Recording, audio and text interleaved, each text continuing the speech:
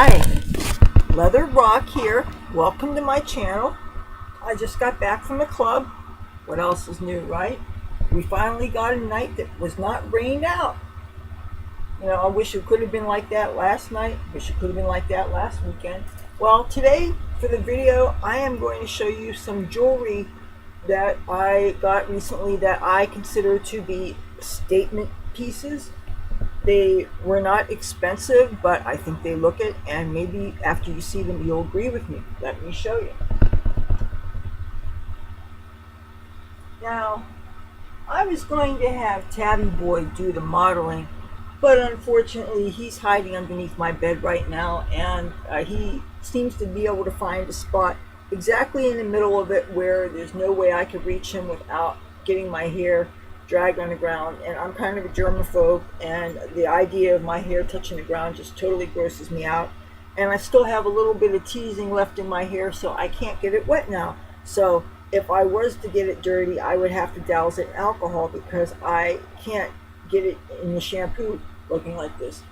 So since TabbyBoy is not available because he's being a little bastard, I'm going to have to pretend that he's here as the model. Now, this looks like a bunch of necklaces, but this is actually just one.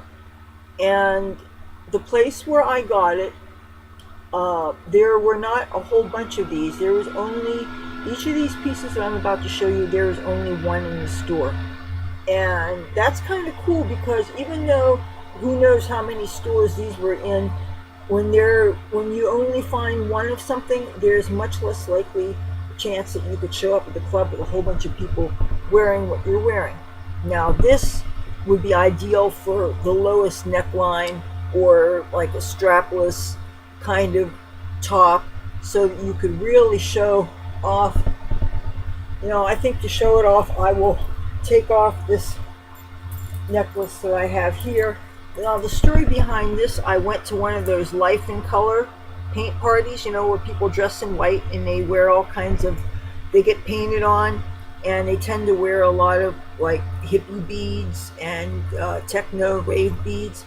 And security was telling people that they had to take all their beads off because this was a Life in Color that was in Philadelphia by the Delaware River, and I guess they didn't want beads to fall below the pier and get in the water. So meanwhile, when I saw security was telling people to take their beads off, I went and I grabbed them and I hid them in my sock, and I got them past security. So anyway, that was my memento from that.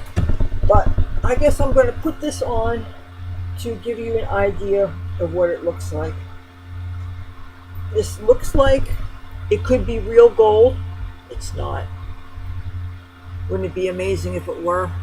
But I'll tell you, if it was real gold, at this point in my life, I wouldn't have spent the money for it. You know, because especially since it's more intelligent to buy low and sell high, and I just would not. I mean, think of how expensive this would be if this was real 14 karat gold. And so far it hasn't tarnished. And considering that I live in a coastal microclimate with the salt air, so what do you, oh, and this is leather here, the leather thong. So what do you think? It's got two fine little gold tone chains in it. They're all attached. I just absolutely adore this. It kind of almost reminds me of some of Picasso art. Goes down to the one point. So I could wear like a plunging, really deeply plunging neckline, something like this. Oh, now these earrings here were not acquired in the same trip. These were actually given to me by a friend. They are bikini girls, redhead bikini girls, and I kind of like pin-up art. Anyway, I was considering getting a real fine paintbrush and painting garter belts and fishnets on them, but I don't want a chance messing up the earrings. So, but I think they're absolutely adorable. Maybe I should get them closer to the camera so you can actually see. See? Bikini girl. Okay, I'm going to show you something else here. Check out this bracelet. Perhaps you've heard of the designer, Betsey Johnson. Look at this. There's so many details here. I'm going to try not to let it shake too much so you can actually see.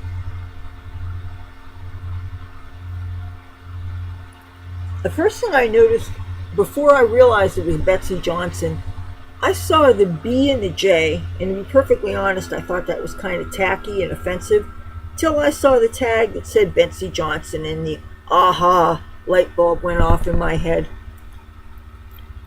Look at the details in this. And this has a leather strap woven into it,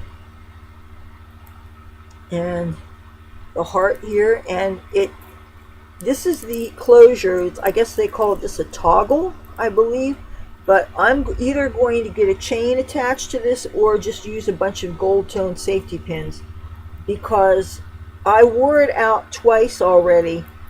The first time I wore this was to the Borgata to see Joe Perry in concert, and toward the end of the night, before my shoe soles started to fall off, these actually fell off in the bathroom, not in a toilet or anything. Oh, that would be awful if that were to happen. But anyway, ever since that happened, I've kind of been afraid to wear it so I don't lose it. But I'm thinking if I take a couple of safety pins and if they're gold tone, and I attach them also to this, that way it will save me having to go and pay to get a safety chain put on. Because I mean, I could go to the jeweler and get a safety chain put on, but I don't think it would be worth it for something that isn't even real gold. But I just love the hell out of this, and I like Betsey Johnson's designs. But now, as far as her clothes go, her skirts, her mini skirts, I believe they're designed for much taller people, because I had a Betsey Johnson mini skirt of hers, and it was closer to my knee than it was to my thigh. I mean, a mini skirt for me has to be a certain height so that I could show, the garter belt and some skin between the thigh and the hemline. So if the skirt's at that awkward length, it's closer to knee length, it just isn't the right silhouette for my accessories. So, okay, check this necklace out. I want to take this off so that I can put that on.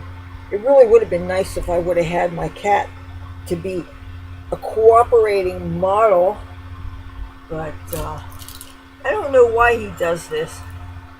Sometimes he'll make an appearance in the beginning of my video and then he'll run outside, but I have the door barricaded shut so he can't run out. So, but now I didn't get to have him in the video at all. I want to show you the details on this. I don't know if it would be better for me to actually put it on. Well, okay, I'll put it close to the camera. You see it has some, I think these are a collection of luck talismans. If you see, there's a number 7. And there's this eye here. It's actually a common symbol that's supposed to be used to ward off the quote-unquote evil eye. But all the evil eye is really is a dirty look. And if you want to avoid getting a dirty look from somebody, either don't piss them off or don't look them in the eye. That's easy. But anyway, I saw this and I thought it was really captivating, having all the charms and things, and the sunburst, and it's got a kind of a bronzy color, whatever the metal is. Now I'm not going to actually fasten the fastener because I had a bit of a hard time getting it off the last time I wore this, but again, it's something that would be really good for a plunging neckline, so that otherwise it will just get stuck inside. But I saw it, I had to have it. And the chain has enough length to it that you can adjust it to fit your neckline, but you can't really make it short. Even if I put it as tight as I could put it, because of the part that's dangling down. See, this is, you still always want to have a plunging neckline of some kind, I think, to show this off. This. See that I had to have this.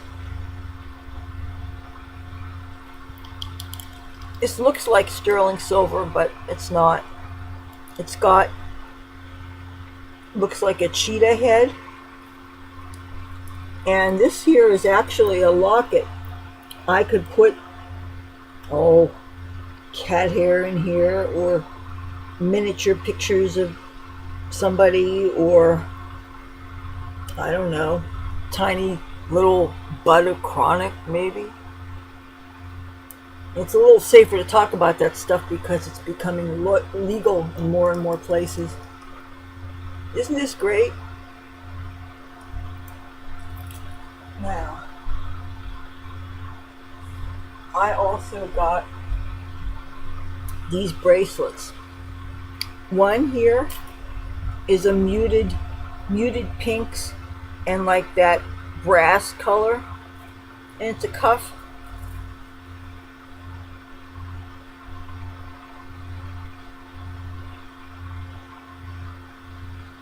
And it's not the kind of cuffs that would hurt you. Some of the cuffs I have, different kinds of jewelry. First of all, they're a little on the big side, and I have very narrow wrists. I always wear pretty much the smallest bracelets, except for the ones that the little kids wear. But I think that my bracelet's like 7 inches or whatever the smallest size generally is. Look at this. This one actually slips off.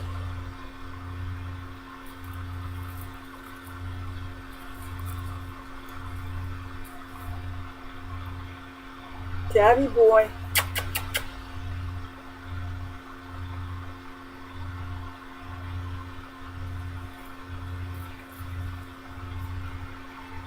Now, because this has stretch, I'm figuring out this is the same kind of material like that. I don't know if it's elastic or rubber. It's rubber, I believe.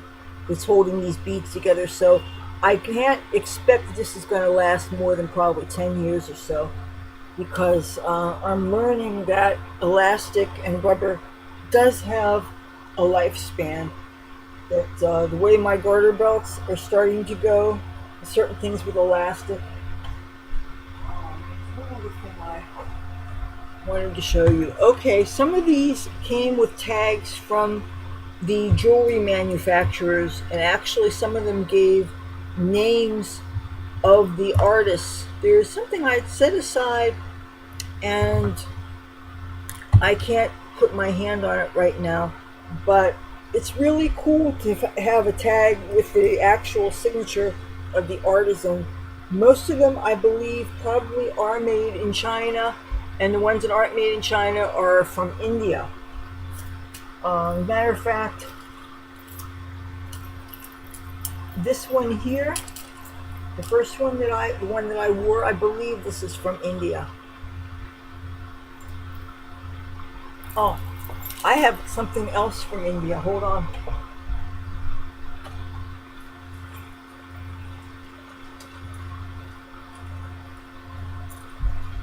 Actually, this might actually be from Africa.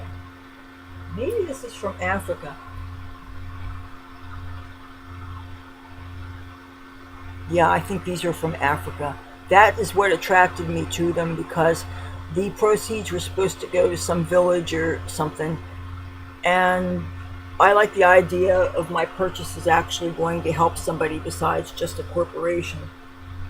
Now, I have nothing against capitalism, don't get me wrong, but I would like to think that if I'm spending money for something, it actually is going to help somebody.